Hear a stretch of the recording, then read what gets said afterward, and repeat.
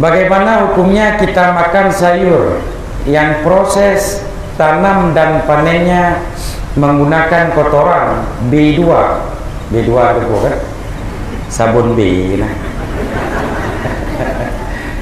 Yang B2 nah B1 dan B2 dikarenakan banyak masyarakat muslim yang makan sayuran dari beras tagi yang notabene non muslim petaninya, dari kebunnya pun banyak dipelihara anjing dan sebagainya. Boleh kalau yang kita makan itu sayur, boleh. Kalau yang kita makan itu B2 nggak boleh.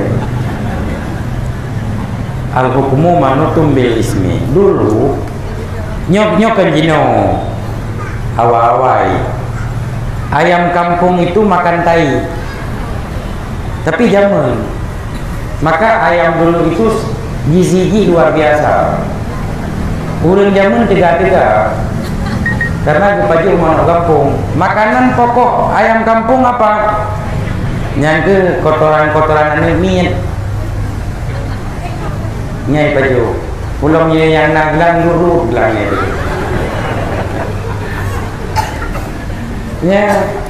Ya jamun lagi ya. Ayam kampung sekarang memang sudah kali nyawa kampungnya karena kerupuk, karena ampun dari kita. Tapi yang mau kita bilang apa? Alah lele jumbo makanan jipu perut mana bangke na limbat kalau dia binatang na limbat limbat nya limbatnya mina kubu samping nya ruhung kubu icok mayat di paju ile lo dan sejenisnya. Tapi selama yang kita makan itu namanya ikan, boleh. Yang kita makan itu namanya ayam, boleh. Kalau yang kita makan itu namanya mudah-mudahan itu nggak boleh. Ungkut ilah untuk ungkut ilah kata bisa mengaduku boleh nan ilah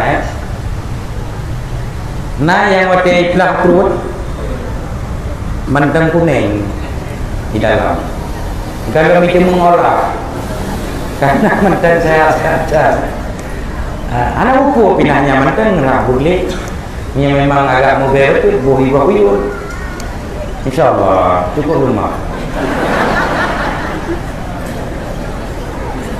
Jadi boleh nggak apa-apa karena yang disiram itu sifatnya masuk ke dalam tumbuh-tumbuhan. Kalau yang di tanah berarti pupuknya untuk tanah kemudian diserap oleh akar-akar. Jadi di dalam bersih lagi kita najisnya nyodron walaupun dia kata dia mana si roh juga nebo budak tiba-tibanya aja neng nya bukan aja neng oh dia tiba seandainya ada tempat ada pengumuman dilarang duduk bagi orang yang bawa tai coba ini malaikat yang bisa duduk sama jin yang lain nggak bisa macam arti itu putaran yang arti yang jajak itu ragam semuanya dijali itu karenanya ya itu untuk wajah ya linggak-linggak di gitar Pragawati Nana Pragawati itu kan cukup lega Pragawatinya putih itu yang ngomong putih sih yang wak kenang Pragawati itu yang itu tapi mati lampu lawadan ini kan cukup lega Pragawati tapi itu bawa kotoran juga. Jadi kotoran selama di dalam tidak berpengaruh dengan hukum. Kapan berpengaruh dengan hukum? Ketika kotoran itu keluar. Begitulah kotoran tadi yang menjadi pupuk bagi tanaman masuk ke dalam dia kan di luar. Tapi bila di luar ini yang berkaitan orang pun di luar ini ada B tai B2 jadi kan atau darah B2 ini harus disama. Yang benar. Mau kan? Dan masalah najis ini, karena agama ini sangat mempertimbangkan kesibukan, sehingga agama membuat satu keringanan. Bila kita tidak yakin sesuatu itu bernajis, maka boleh. Kalau sudah yakin, itu baru tidak boleh. Kalau hanya prasangka, masih boleh. Nyambang. Tajak daerah yang lebih tua, kebetulan dengan musim Bodrian. Awak B1 MMN geroynya. Ibni Bodrian. Yang mekat Bodrian pi awak paju B1 ataupun B2. Bisa di. Kita jih yang mekat Bodriannya. Kita tidak melihat secara langsung dia pegang B-nya. Itu tanya orang ada kala. Atau orang ada kala di paju Abu Wirmo.